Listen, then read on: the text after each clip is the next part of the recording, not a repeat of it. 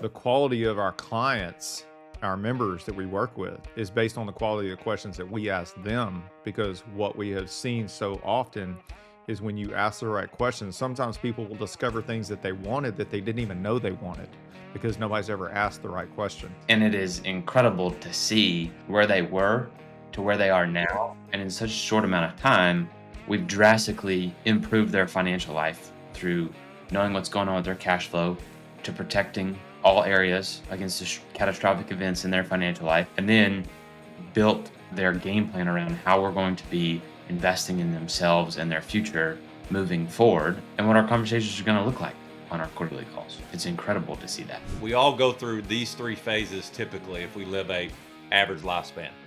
We got the go-go years, slow-go years, and the no-go years. This is what I love about what we do. It does not matter which of those categories you're in, okay? What we have the privilege to do will make what you're already doing better, unequivocally. What we try to do is be sure we ask the right questions to be sure that's important to you. Welcome to the Cashflow Legendz podcast with your hosts, Nate, Brandon, and Brock. Remember, our insights are not direct financial advice, so consult with your financial team before making any decisions based on the topics discussed in this show. Welcome back to Cashflow Legendz. I'm here with Brock and Nate.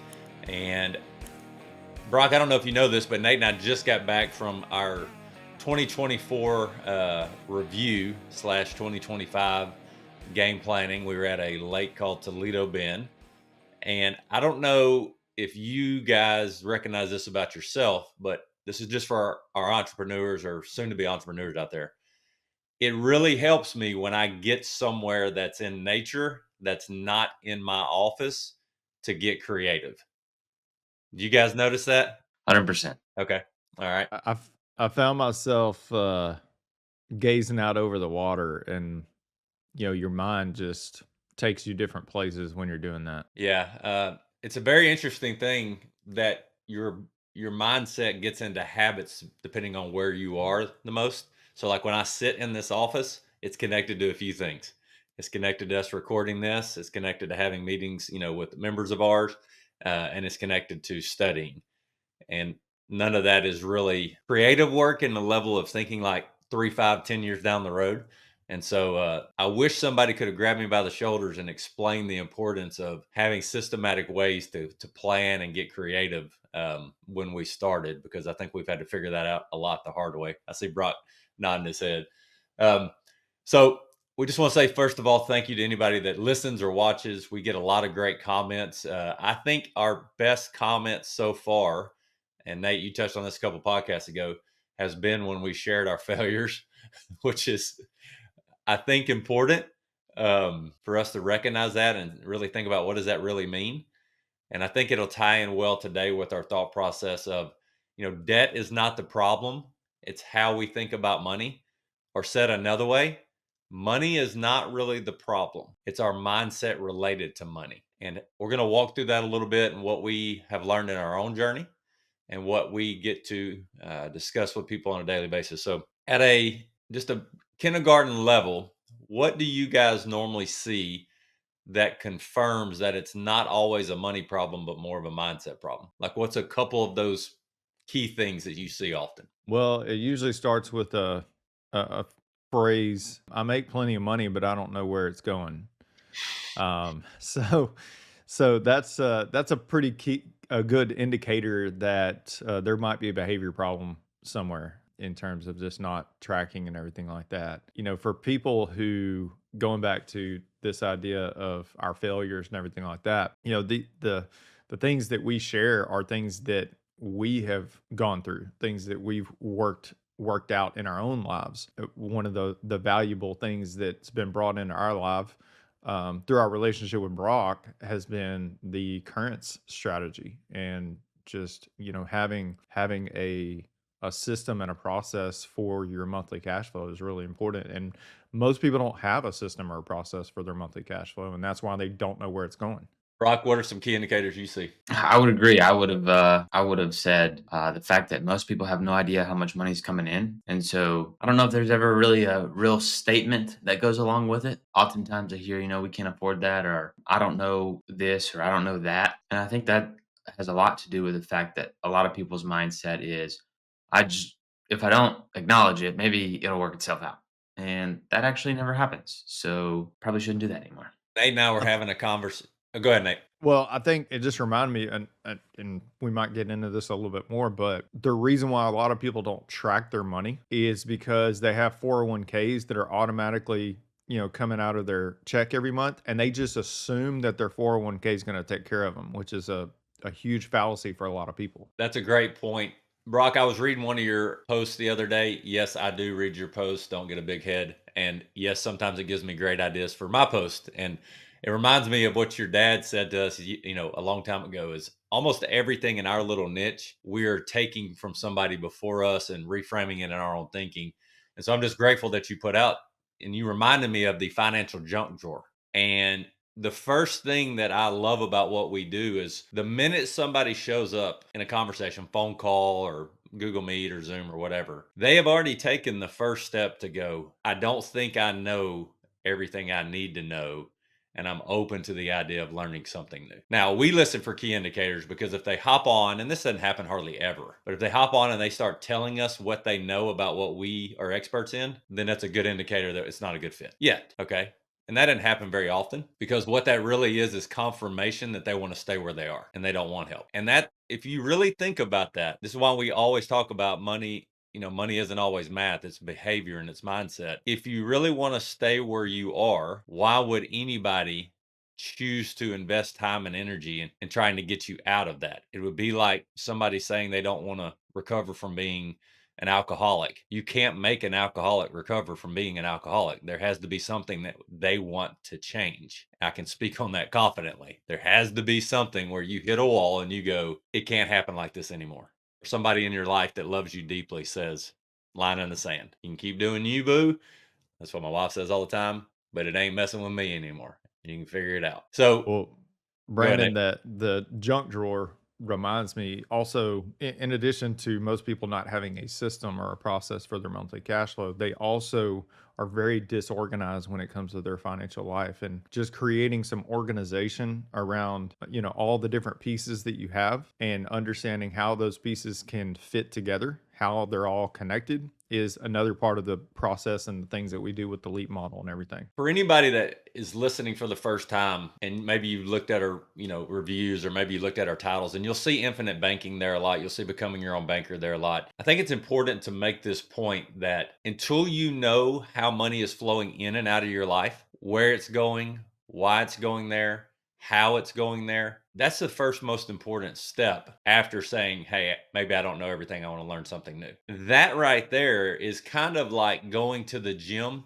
to hire a trainer and you've never had a trainer before, and you walk in and you go, I'd like to set up classes or a consistent routine with the trainer. The trainer, if they, and I've hired one-to-one trainers, if they know anything about what they're doing, they're going to assess where you are currently, and they're going to make you pull in that junk drawer. That's a hard word to say.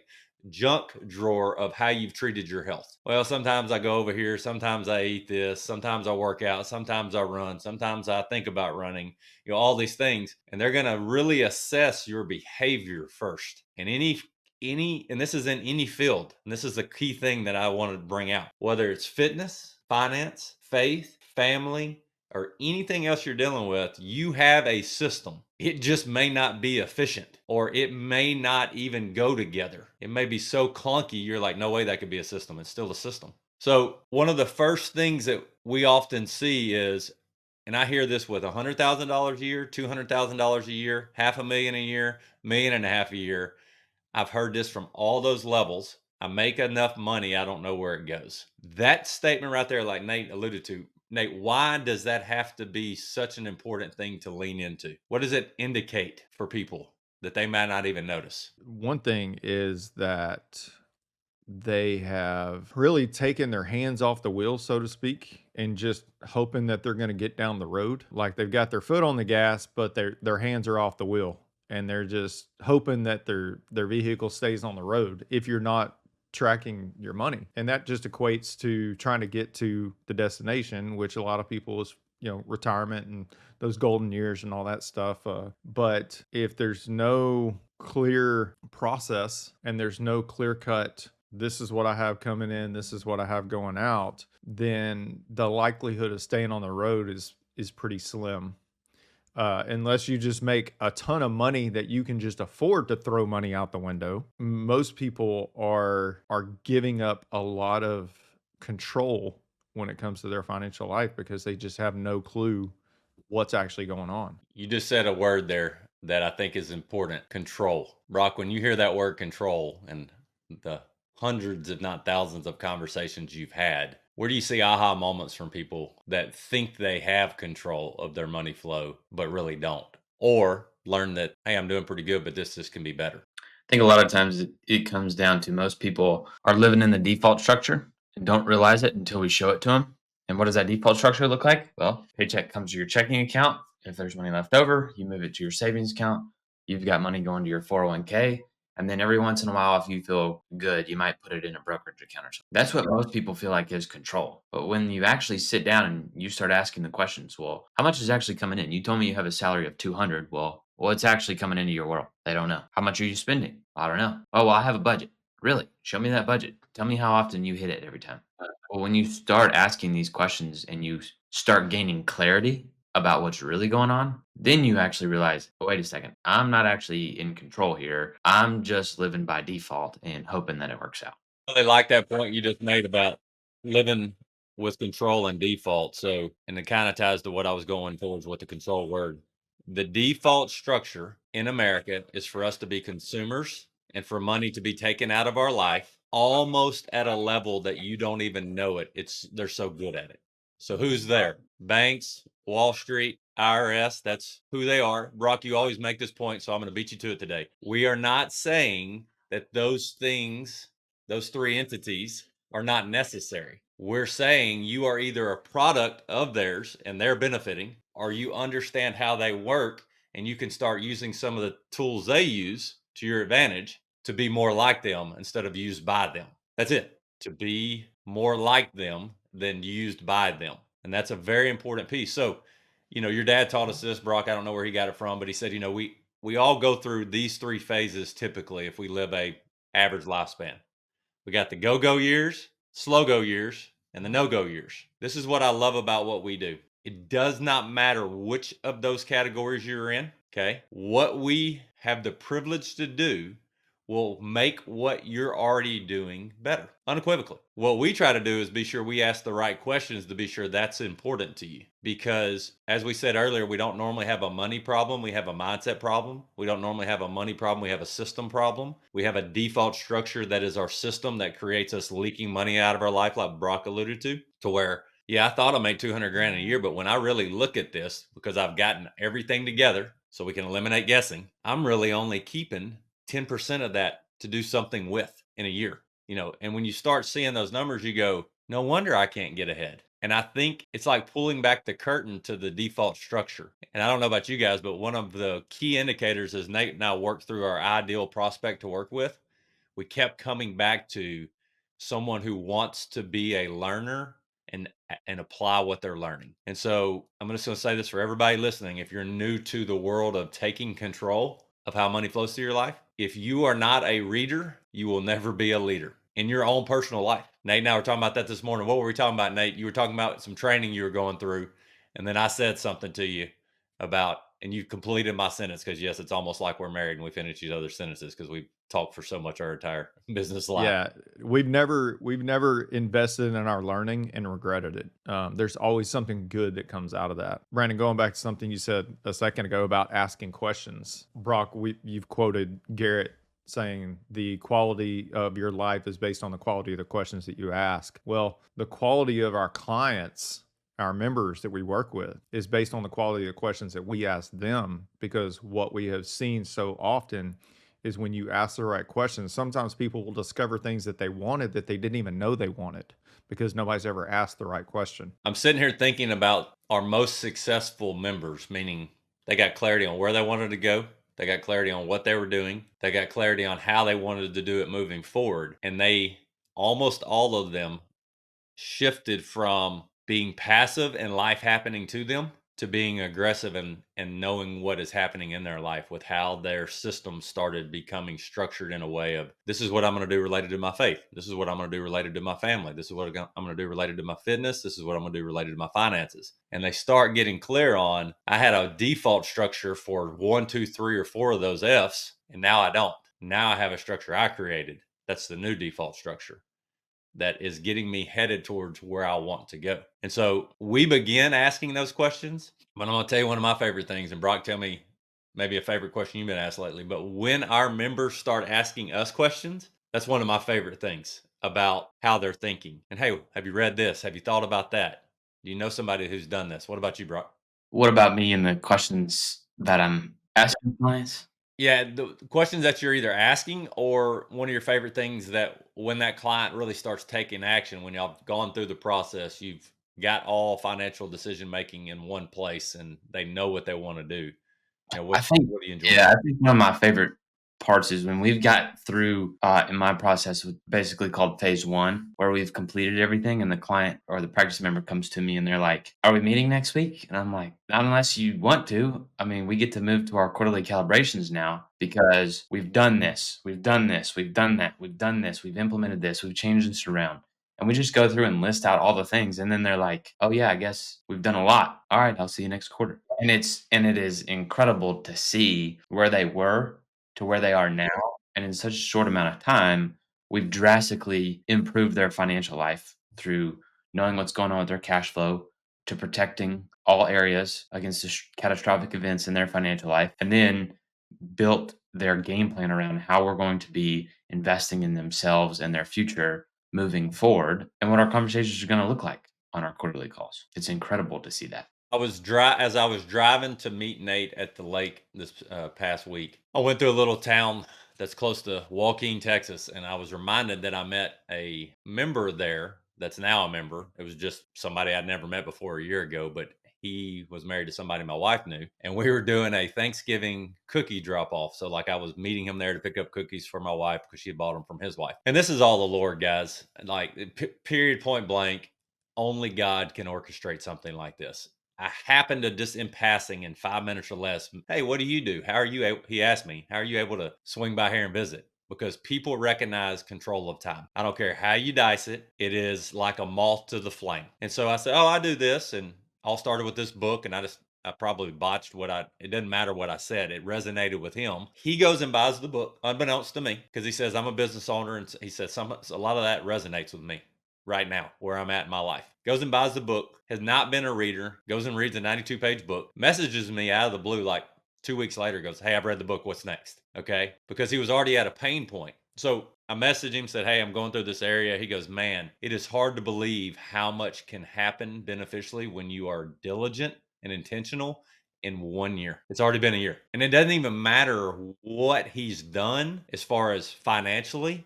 What matters is he's making a conscious decision with conscious conversations to be intentional about what happens next. Man, it just gets me fired up because I'm like, I don't think there can be a better job in the world than helping people decide that they're going to be in charge of the life they live to their ability instead of the life happening to them. I don't think there's anything better. Brandon, you bring up our that conversation reminds me of something that we said specifically when we were sitting and planning was, wouldn't it be cool to come back here a year later and say, man, we weren't thinking big enough.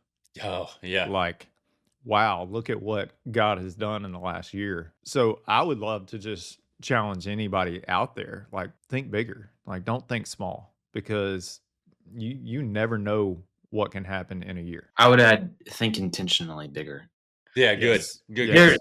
There is thinking big and audacious, and it could be nothing. Like I could tell you that I want 5 Raptors and 2 private jets. Yeah. Yeah. Well, there's no intentionality behind that, right? Brock, you just gave me a visual because of how my brain works. If I know I want a 100-floor skyscraper, what has to happen before I could ever have a 100-floor skyscraper? I don't know a lot about building, but I know the foundation better be solid and it's going to be below ground. It's going to be a lot of work that occurs that nobody ever sees. Well, that was good. That came out of nowhere. Thank you, Lord. There's going to be a lot of work done, like a great tree that shows a ton of shade for things that we love the most. A lot of growth occurs underneath the ground, which is the things we do intentionally when no one's watching. Now, a fascinating thing about thinking bigger, the 10X book, what's the name of it? 10x is easier than 2x. 10X is easier than 2X. It was a fascinating thing that makes my brain hurt that he talks about in that book, that it's actually easier to execute on 10X thinking than 2X thinking. Why don't one of you guys touch on that real quick? Because for somebody hearing that for the first time, that will scare the bejesus out of you. I know it did me. I'm like, it really brought me to the precipice of how I only think in little small incremental steps. So, do y'all remember why he emphasizes that it actually is easier? Well, I'll summarize it, and it goes back to what Brock just said. When you're thinking about doubling your business, there's a lot of different things that you can do. When you're thinking about 10xing your business, you have to be very intentional about the decisions that you make, and it's a lot more calculated. That's good. Are you looking for that book, bro? Yes, it's not on these shelves. Intentionality and distraction. Nate, now we're having this conversation. Boom. 10X is easier than 2X. Benjamin Hardy and Dan Sullivan. Dan Sullivan, indirectly through many of our mentors, has played a huge role in Nate and I's life. And it's, if you don't believe that the Lord can do crazy things that you can't fathom, this is how I can tell you he can, and he does all the time. Because I would have never believed that I was having personal conversations with Garrett Gunderson and Nate was in his masterminds. I'd have never believed that I'm 1 degree of separation from Ben Hardy and Dan Sullivan with guys that I can pick up and call and get insight from. It has nothing to do with me other than the Lord allowing me to have skill sets to try to get in alignment with him, period, point blank, to glorify him and his kingdom. You probably sit here and go, how does a sharp, good looking young guy like Brock start hanging out with two old dudes like us? It's the Lord, because Brock didn't want to do a podcast. Brock had no desire to get uncomfortable in the podcast world. In fact, the first time I saw Brock speak, I was uncomfortable for him because the nervousness came through his body so obviously that I could empathetically relate to him from the first time I ever spoke. Not to mention, Brock, I had severe altitude sickness and That's right. You were also sick. steroids, I well, forgot about that. well, but also Brock, very. was that one of your first experiences as far as doing a presentation to a big room like that? No, No, Oh, okay. I wasn't sure. I couldn't no. remember either. But you were nervous. I'll It say was this. it was one of ours. It was my first time speaking in front of a bunch of other advisors. Oh And to yeah. me, I was like, well, number one, I'm the youngest guy in the entire room. And number two, everything I'm about to say is from everybody else in the room. So to me, I was like, well, why the heck am I speaking? And that's why I was so nervous. I didn't really have much to say, but hey, you know what? I We've got gotten through it. a You did. Oh, sorry. We've Okay. gotten a little bit of a taste because we had spoken at the Nelson Nash think tank. We got a little bit acclimated to that idea of speaking to other financial professionals. But at the same time, being in the room where Garrett's sitting, 2 or 3 rows back, and you're just like, kind of blown away by that. I know you already had a connection with him, but for me and Brandon, that was a big deal. Well, there's speaking and teaching to those who don't know what you do and don't have depth of what you do, and then there's speaking and teaching in a room with your peers or your mentors or the giant, so to speak, that you're getting to ride their coattails. And I think that goes back to I don't remember who said that, but we want to always honor our upline and pour into our downline. In our entire lifetime, I'm certain of this, and I tell our members this all the time. They're like, hey, what's a great thing that you can recommend? Start praying and seeking a mentor, one that you can meet with personally, and then find others that are all out there from what they've written, what they put on social media, what they put on YouTube. And then when you start getting a little bit of information poured into you that you feel like it's valuable, start praying for the Lord to help find somebody for you to mentor. I believe that is one of the greatest things we can do, because if we are inclined to be a teacher, I believe biblically that goes back to really being a disciple if we know Jesus. And that's not coincidence. So last thing, let's go with one thing from the past. No, Let's go with one thing that you guys are most excited about. Right now, we're December 4th. I don't know when this will come out, but it's December 4th, 2024. That you're most excited about for the next, whatever the math is, 27 days of December and going forward. For me, I would say, I'm about to head out. I'll be going to New York City for a couple days. Then I'll be going to Austin for a week. And then I'll be going to Disney World for a couple days. Majority of this is all about meeting with people. I'll be speaking in front of other people, some professionals. But I don't think I'll be nervous for this one. So this one will be good. And it's all, the value that's going to be created in the like-minded people that I get to be around over the next couple days. Each year, about this time I get to do it is just phenomenal. Brandon, going back to something we talked about was just the ability to do certain things because of all the work we put in years ago to get us to the point where we're at right now, to give us the opportunity to spend time with our family. And so my son has multiple basketball tournaments this month that I get to show up and be like, I don't have to miss a game. I love both of those. I think I'm most excited from the clarity Nate and I got from our couple days at the lake is that we're getting more and more clear on a filtering system of, is this the Lord's will? How do we get as clear as we can on that to the best of our P brain ability? What's the best that can happen? What's the worst that can happen? Or are we okay with the worst thing? And then taking action. But an aha moment I actually had this morning. Yes, I'm a slow learner. Everything we do is a system. Everything we do has input, gears, and output. So if you literally look at anything in our life that we want to evaluate, we first have to step outside of that system and go, okay, what's the input? What's the gears it's going through? And what's the output? Am I pleased with the output? Okay, pretty good system. Maybe I refine it down the road. If I'm not pleased with the output, well, let's check the input. The input's pretty shoddy. Maybe we need to look at tweaking that.